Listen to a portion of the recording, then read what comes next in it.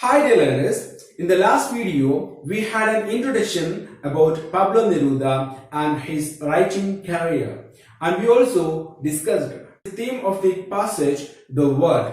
The word is included in his memoir. Second chapter talks about this word. So in the word he discusses, there comes the theme of colonialism and foreign invasion, where what is the benefit and what is the loss of the foreign invasion. We can go to line by analysis. You can see here the passage that begins with, you can say anything you want, yes sir. He directly addresses the readers. You can say anything about you want to. You can interpret in any way about the poem. You can give any kind of meaning for my writings. But it is the words that sing. They soar and descend. The passage begins with in such a way. He says that words sing, fly or rise high, words come down, and that means that words are everything for him, and words give him meaning, words give him interpretations, and Neruda admires and respects words.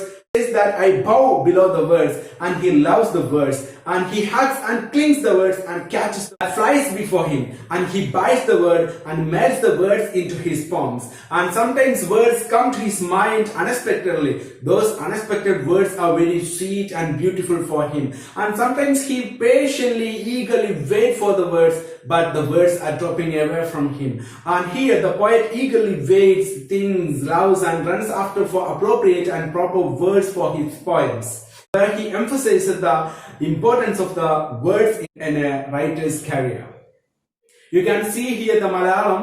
നിങ്ങൾക്ക് എന്ത് വേണമെങ്കിലും പറയാം, പക്ഷെ വാക്കുകളാണ് പാടുന്നതും പറയുന്നതും താഴേക്ക് വരുന്നതും. ഞാൻ അവയുടെ മുമ്പിൽ തലകുനിക്കുന്നു. You can read here. Sometimes eagerly wait for the words, but words are not coming to his mind, and he ruminates and thinks over words. Then he conveys the words into some kind of images. Vowels I love, they glitter like colored stones, and they leap like silver fish. They are foam, they are thread, they are metal, they are dew. And you can see here vowels and words are compared like to colored stones. You can see here a figure of speech that is simile. They glitter like colored stones, and they leap like silver fish. And the next phrase you can see a metaphor. They are foam, they are thread, they are metal, they are dew. I run after certain words, they are also beautiful, that I want to fit them. He wants all of the words, those beautiful words, fit into his poem, into his writing. And those words should be very appropriate, they should be very proper, they should be pregnant with a lot of meanings. That is what he says here. He traps and he catches those words to bring those words into his poems. He loves these vowels, and നല്ല വർണ്ണക്കല്ലുകൾ പോലെ അവ തിളങ്ങുന്നു, silver ഫിഷിനെ പോലെ അവ ചാടുന്നു, പത പോലെ, നൂല് പോലെയും ലോഹം പോലെയും മഞ്ഞുതുള്ളി പോലെയുമാണ് വാക്കുകൾ. Later on he says that I set myself in front of the dish. They have crystalline texture to me. That means that his poem is compared to a dish, a beautiful dish, a tasty dish, a delicious food, which is very tasty. It's decorated with a lot of food items, vegetables, algae, oily food, olive, then agates like olives, and then he mixture it, then he stir it. How the poem becomes delicious, having the words. Those words are pregnant with meaning. You know connotation and denotation. Denoted words have only primary level of meaning, but connoted words are those words, they have a lot of secondary meanings. Those connoted words will be open a lot of interpretations for us. Some base the poem, the writing passage or the writing piece to a dish. I garnish them, decorate with a lot of vegetables, a lot of olives, a lot of leaves like that. I let them go to my poem. After having enough proper words, he sits in front of a dish. What is the dish here? Dish is the poem that what he is going to write. Those words have a clear shape or texture to him, and here he compares words and poetry to tasty and delicious eatables of food. He says words are lively, vibrant words are ivory, vegetable oils, and they are like fruit, like algae, like agate. Here you can see a lot of pictures, a lot of images. They are domestic images, and he moves and he shakes and he gulps and he mashes, and after decorating the words, he uses them in his poems. You can see Malayalam ചില വാക്കുകളുടെ പുറകെ ഞാൻ ഓടും. അവ അത്രയ്ക്ക് സുന്ദരമായത് കൊണ്ട് അവയെല്ലാം തന്നെ എന്റെ കവിതയിൽ ഉൾപ്പെടുത്തണമെന്ന് ആണ് എന്റെ ആശ. അത് കാണാൻ നല്ല ഭംഗിയാണ്. അതിന് ജീവനുണ്ട്, മാർദ്ദവമുണ്ട്, പച്ചക്കറി പോലെയിരിക്കും, എണ്ണമയമുണ്ട്, പഴം പോലെയിരിക്കും, വെള്ളത്തിൽ വളരുന്ന ചില സസ്യങ്ങളെ പോലെയിരിക്കും. That is what algae. He compares words with a lot of natural resources. Finally he says, I leave them in my poem like a stalactites. What is stalactites? Stalactites are the icicles that ooze upper part of a cave.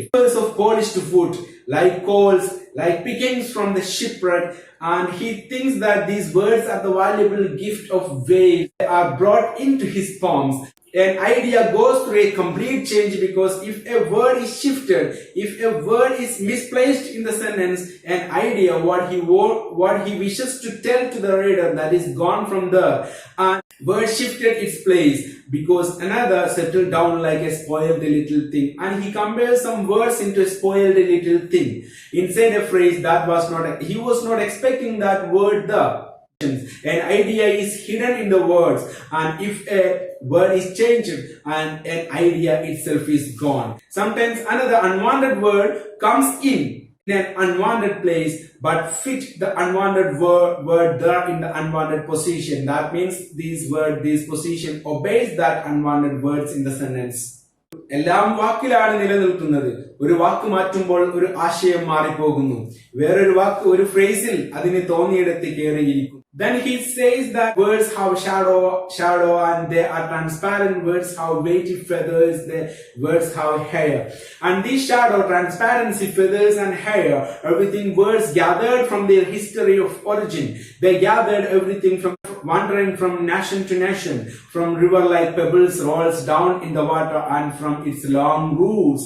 And he compares the origin of meanings of words from past, and there are ancient and new words. That means archaic and modern words. Words can be seen on the marble coffin box. We can see the words on blossoming flowers. Sometimes words are hidden. Then he goes to the Latin American history. Latin America was invaded by the Europeans, and he says that those invaders are Spanish conquerors. What a great language I have. He talks about the features of the language, and it is a fine language we inherited from the first conquistadors.